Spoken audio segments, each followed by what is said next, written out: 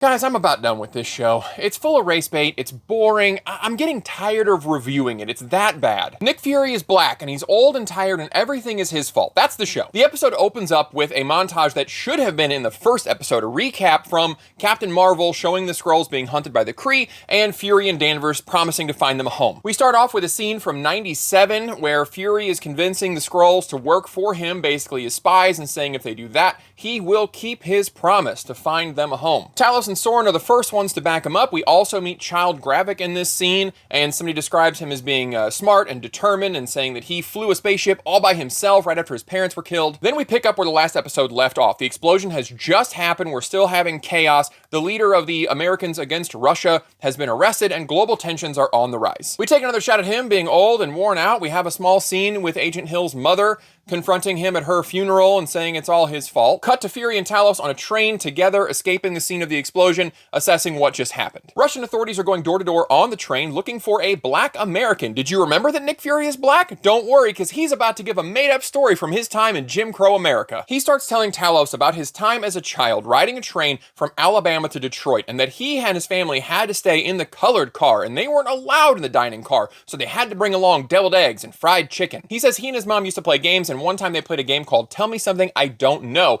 and his mother asked him to tell him something about a girl with whom Fury says he had a standing game of doctor behind a building. He made up something outlandish, and the lie told her everything she needed to know. He says all of this long, drawn-out speech just to then pointedly ask Talos to tell him something he doesn't know about the Skrulls on the planet, and Talos admits there are a million. Ironically, Fury gets mad and calls him lizard-skinned right after recounting the horrible racism of America. They have an argument, and Nick tells him to get off the train. Now, this scene felt odd in a lot of ways, and somebody mentioned this in the comments, so I looked it up, and American interstate train and bus travel was desegregated in January of 1956, and we know from a previous movie that Fury was born on July 4, 1950. So that means he was at most 5 when he was in the colored car eating on that fried chicken and them deviled eggs. That accent is his, by the way. He drops into Yesamasa dialect when he's recounting the tale. Or it means that story is complete BS because he was 5 or under and wasn't playing doctor at that age. These details are important, and they show a complete lack of care about the show. We'll talk about that more later. Then we cut to some news clips informing us just how high tensions on the global stage are, and it ends with a Fox News parody, and Shooter McGavin is doing a purposely annoying voice calling the attack a false flag conspiracy. We know the voice is fake and annoying on purpose because that same character doesn't use it later. Also, if they were trying to take a shot at Fox News, they failed because the attack actually is a conspiracy. We quickly meet Shooter again because Gravik goes to meet the Council, who all seem to be in Russia in person. I don't think it's the day of the attack, but it's very shortly after the attack. I mean, honestly, who cares? Don't worry about travel time or dignitaries crossing national borders or anything. Turns out they're all actually Skrulls, and Gravik tells them it's time to go to war and take over the planet because Nick Fury is a weak old liar, and the show is pretty much just about eviscerating that character at this point. They vote to give Gravik war general powers, all except one. She is actually allowed to leave the meeting peacefully, and she calls Talos to warn him what's going on, and he requests a meeting with Gravik. All that I just mentioned is like the entire first half of this show, and then finally, we get some action in this spy thriller when Sonya Falsworth shows up. That's the English lady I mentioned last episode. She is an MI6 agent. I just went and looked that up because the show doesn't really do a good job of telling you, or I just missed it. Marvel said, you want an adult show? We're going to give you an adult show. And things turn gritty real fast when she tortures the prisoner that they have captive in a meat locker. She cuts his finger off with pruning shears, and it turns green right away, confirming that he's a Skrull. Now she pulls out a syringe, says you better talk. He doesn't. She injects it, and it seems to be reacting with his blood and starts boiling him from the inside out. Yeah, it gets dark. He finally starts giving up info right as Gravik shows up. We get a really good looking fight scene. Gravik and his guy kill all the goons in the place. They rescue the hostage who lies about giving up info, and then Gravik has him killed later when he finds out the truth. The fight scenes in the show, few and far between that they are really handled quite well. They're much more realistic. They're up close and personal. Nobody's doing fancy stuff. The camera work is really, really good. Like they did a great job with the action scenes here. Okay, this next part is going to sound nitpicky, but I promise we're getting to a point here. The show starts again showing silly stuff when it went out of its way to show things earlier that contradict it. Falsworth is interrogating this guy in a meat locker, and walk-ins do not lock from the inside. Now, this room has hooks on the inside of the door, and there's like a pig or something hanging on there.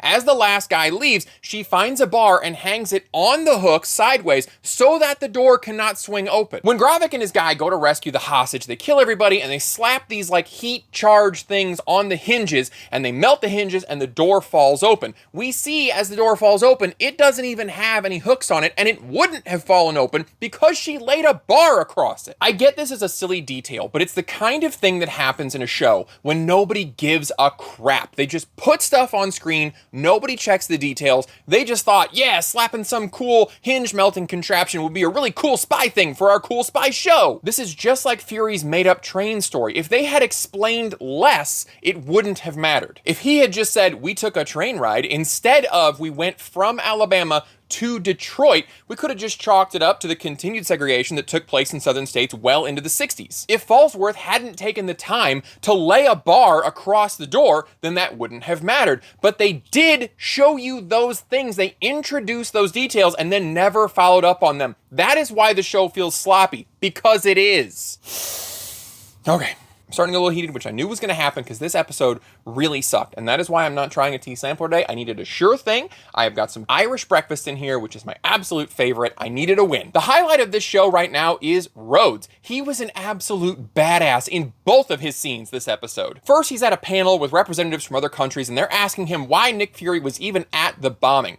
And he deflects all of it pretty handily. And then when they continue to press him on America's stance on the whole thing, he puts a dent in the table when he unfurls himself onto it and tells them that one picture from Russian intelligence is not enough to make the president of America hop too. Then he drops a mic and uses a shoehorn to get back into his pants. Immediately after that meeting, he gets a call from Fury. They meet up. Fury does the race thing again, which is driving me crazy, but I'll get to it in a second. Rhodes is fully composed, already knows that Skrulls are a thing. He's not caught off guard by that. And when Fury asks him for help, he flatly refuses. Fury tries to do this help a brother out thing, and Rhodes is having none of it. And that is a real quote from the show, by the way.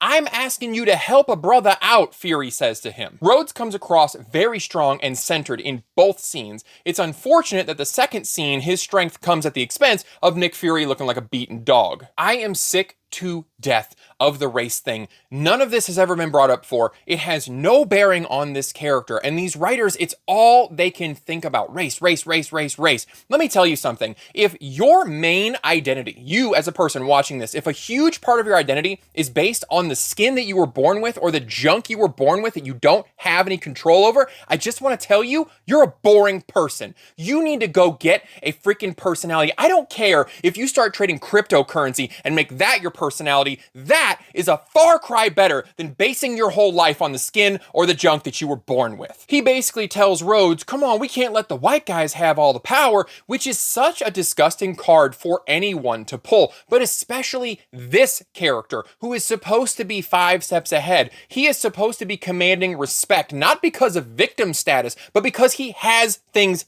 handled. This version of Nick Fury is not fun to watch at all. He has a tiny redemption at the end when one of the bodyguards tries to show him out, and he absolutely handles that guy.